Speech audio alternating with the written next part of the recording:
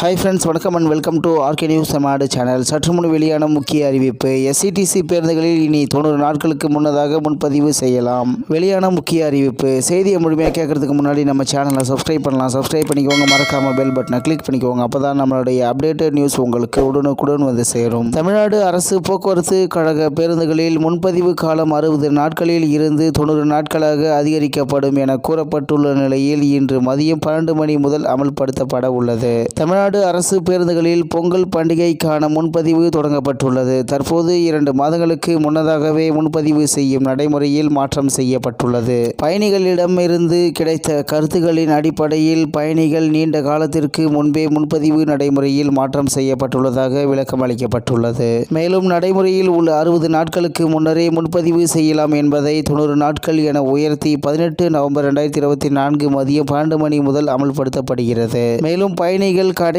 நேர கூட்ட நெரிசலை தவிர்க்கும் வகையில் பயணத்திற்கு www.tnstc.in மற்றும் டிஎன்எஸ்டிசி அதிகாரப்பூர்வ மொபைல் செயலி மூலம் முன்பதிவு செய்து சிரமமின்றி பயணிக்க கேட்டுக் கொள்ளப்படுகிறது என்று தகவல் வெளியாகி உள்ளது. மேலும் சென்னையில் மாநகர பேருந்துகளால் போக்குவரத்து நெரிசல் ஏற்படுவதையும் மாநகர பேருந்துகள் நெரிசலில் சிக்குவதை தவிர்க்கவும் பேருந்து நிறுத்தங்களை இடம் மாற்றுவது குறித்து ஆய்வு மேற்கொள்ளப்பட்டு வருகிறது.